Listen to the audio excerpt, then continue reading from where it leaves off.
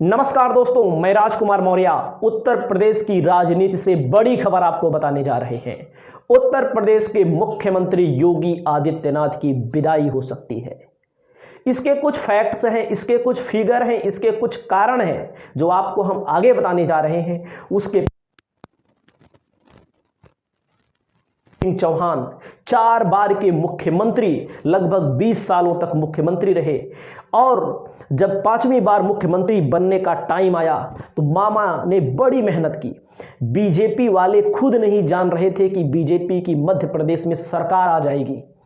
BJP के बड़े बड़े नेता मध्य प्रदेश को छोड़ दिए थे एक तरह से कि वो सोच रहे थे कि यहाँ बहुत बुरी हालात है और यहाँ बद से बदतर हालात है और यहाँ पर बीजेपी की सरकार आना असंभव है।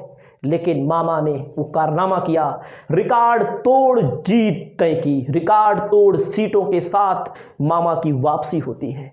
लेकिन शिवराज सिंह चौहान को मुख्यमंत्री नहीं बनाया जाता है, मोहन यादव को मुख्यमंत्री बनाया जाता है, जिसके बारे में किसी को भी भनक नहीं थी। तमाम बड़े बड़े मीडिया हाउस कहते हैं, सूत्रों के हवाले से खबर आ रही है कि फला आदमी को मुख्यमंत्री बनाया जा सकता है, कैलाश विजयवर्गीय को, तोमर को और मामा को खुद बनाया जा सकता है। किसी भी सूत्र, किसी भी मीडिया हाउस का सूत्र काम नहीं देता है।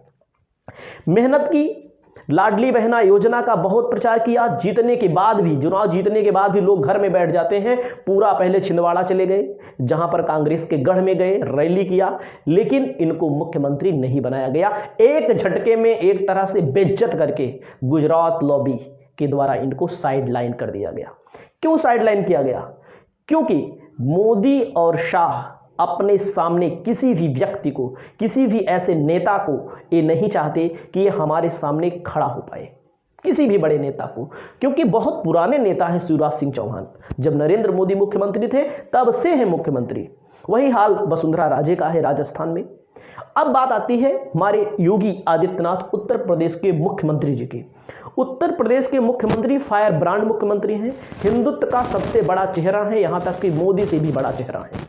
इनकी रैलियों की डिमांड इतना होती है बाहर योगी आदित्यनाथ की, इससे ज़्यादा डिमांड, इनसे ज़्यादा डिमांड किसी की नहीं होती है।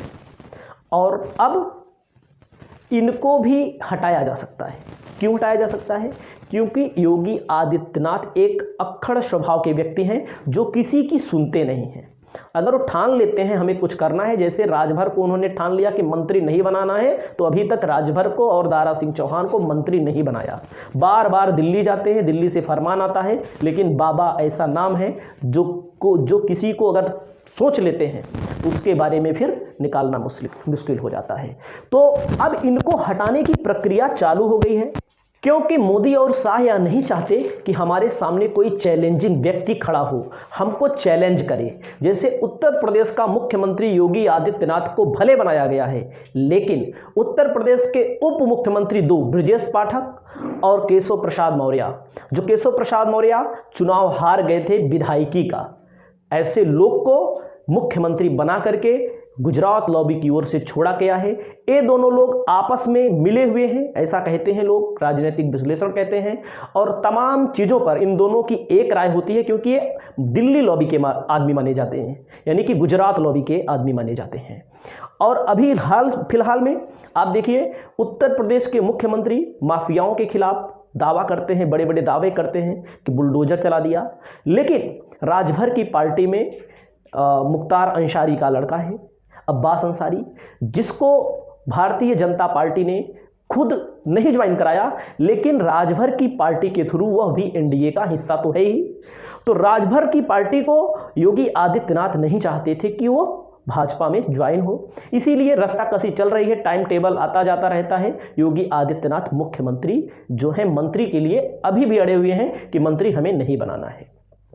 उसके बाद बात आती है अमित शाह को। ये लगता है कि मोदी के बाद कौन, भारतीय जनता पार्टी में भी नेताओं को लगता है मोदी के बाद कौन। नितिन गडकरी को साइडलाइन कर दिया गया, मोदी के बाद अमित शाह नंबर आता है गृह मंत्री का, और उसके बाद नितिन गडकरी के बाद राजनाथ सिंह रक्षा मंत्री। मतलब इनको भी एक तरह से बड़े बड़े पत्रकारों का दावा है कि इनको भी साइडलाइन किया गया है, मात्र रक्षा मंत्रालय दे करके इनको राजनीति में बनाए रखा है। आने वाले समय में इनके साथ भी कुछ हो सकता है कि लोकसभा का टिकट भी ना मिले। हम नहीं कह रहे, बड़े बड़े पत्रकार कहते हैं और जिनकी बातें काफ़ी सही तय होती हैं। शिवराज सिंह चौहान के बारे में बताया उन्होंने, शिवराज सिंह चौहान, वसुंधरा राजे के बारे में बताया, सारी बातें सही हो रही हैं।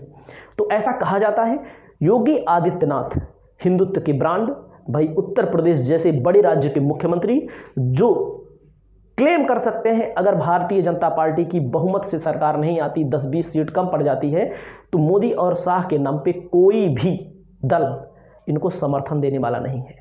क्योंकि जो समस्या इस समय चल रही है उस समस्या से जूझ रहे हैं तमाम विपक्षी दल। योगी आदित्यनाथ एक बड़ा चेहरा है।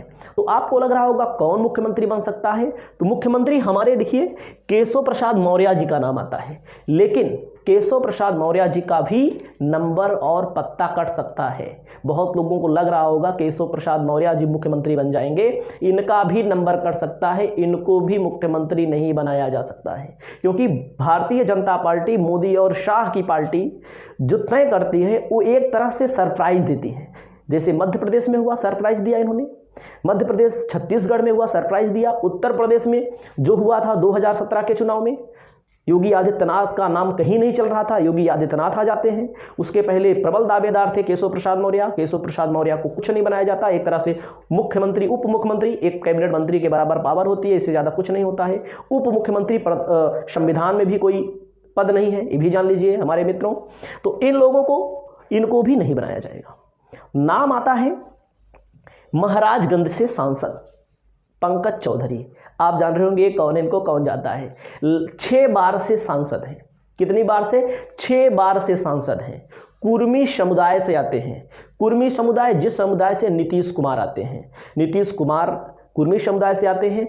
नीतीश कुमार इंडिया गठबंधन के अगुआ हैं। इंडिया गठबंधन में उन्होंने सभी पार्टियों को एक किया। उसके बाद अभी भी प्रक्रिया चल रही है।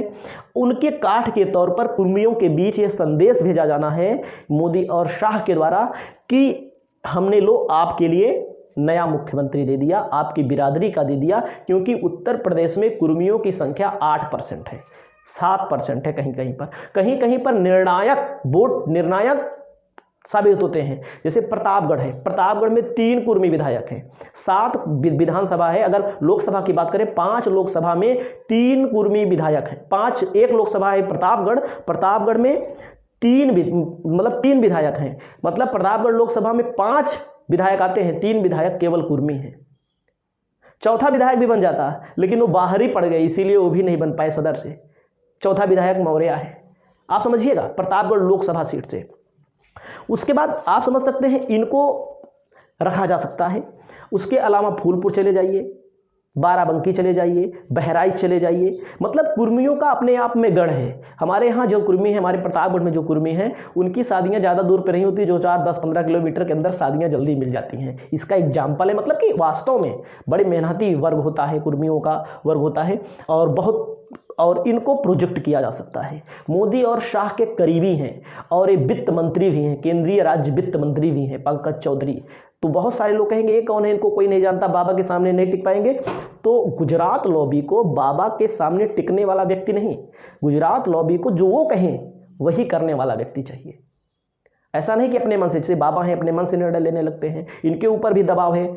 मुख्यमंत्री केवल बनाया गया है इनको, और जितने भी मंत्री बने हुए हैं सब दिल्ली निर्धारित करती है, याद रखिएगा।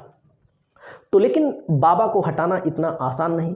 बाबा अगर हटे तो विद्रोह कर देंगे, ये गुजरात लॉबी को भी पता है, बीजेपी वालों को भी पता है। बड़े बड़े नेता साइडलाइन कर दिए जा रहे हैं। तो इस तरह योगी आदित्यनाथ का भी नंबर आने वाला है, और नंबर आ सकता है 2024 के पहले और 2024 के बाद भी आ सकता है। मोदी अगर तीसरी बार प्रधानमंत्री बनते हैं तो योगी आदित्यनाथ को साइडलाइन कर दिया जाएगा।